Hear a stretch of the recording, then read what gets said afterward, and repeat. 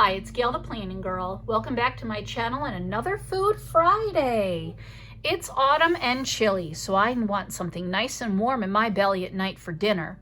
And cooking in the crock pot is a fabulous, fabulous tool, I think, because you can come home from work and ta-da, dinner's made.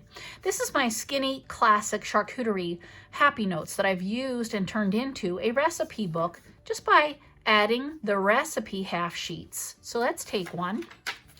This recipe is for beef stew.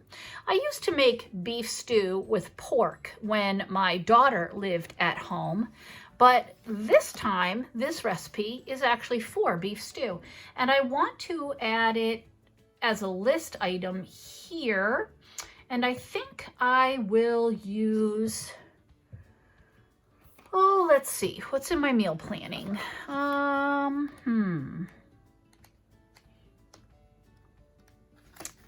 I don't think I have any more just plain boxes.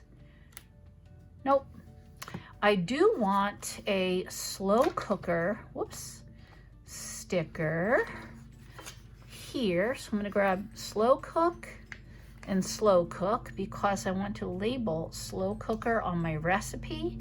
And I want to label slow cooker here when I list my item.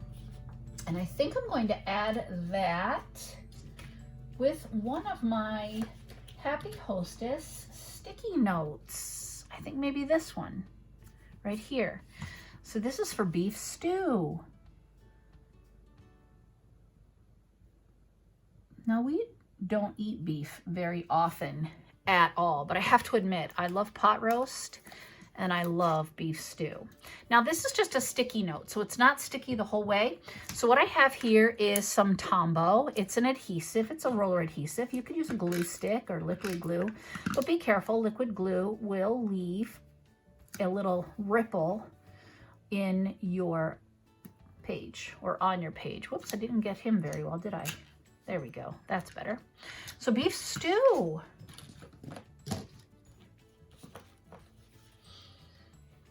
So I actually had to look up on the computer what is the best cut of meat for beef stew, and everybody says some sort of chuck. So other than that, it's traditionally tomatoes, celery, carrots, and potatoes, and you cook it all day in your slow cooker, and beef stew. So I'm going to add that. And I like to write my recipe in a wider nibbed pen. This is my calligrapher in 2.0. And I'm going to list my ingredients here.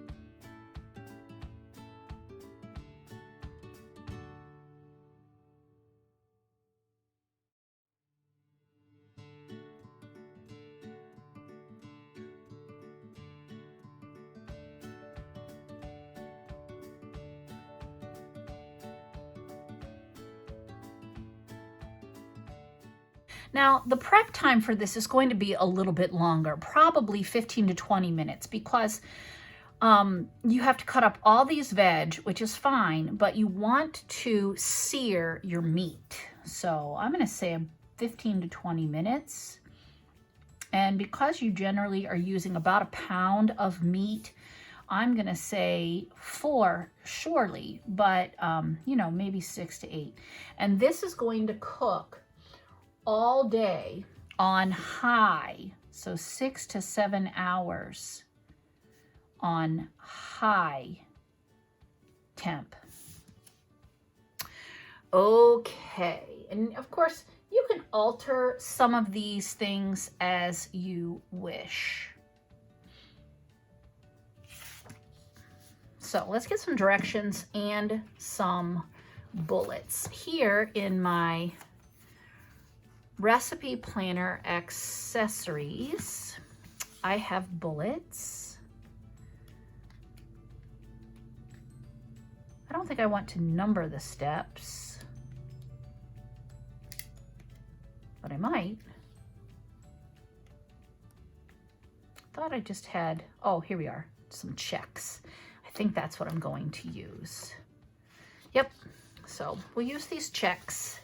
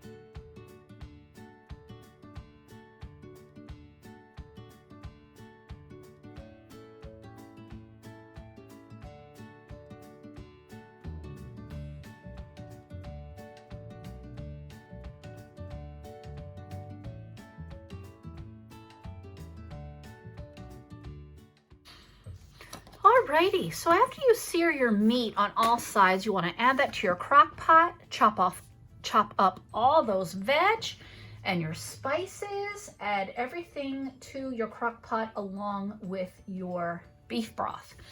After it's cooked for 6 to 7 hours on high, you want to remove about half a cup of your broth juices that are in the crock pot and create a slurry with the cornstarch. It usually takes, oh gosh, I usually pull my cornstarch out with a fork so I can beat it right there into the juices and I don't have to waste measuring it out with a spoon. So I usually do a generous couple forkfuls, but you'll see your slurry should be thick, but not like a loose maple syrup thick. And then add that in. And as you stir that slurry into your crock pot, it's going to take a little while, about a half an hour or so for it to thicken. But as soon as it's thick, go ahead and turn it off. If you wish, add in some frozen peas and let them come to temperature before you serve it. Yum! Beef stew. Rolls would be good with that, huh? If you're not gluten-free, or buy some gluten-free rolls. This is BLT for bacon. So I think I will put beef after bacon.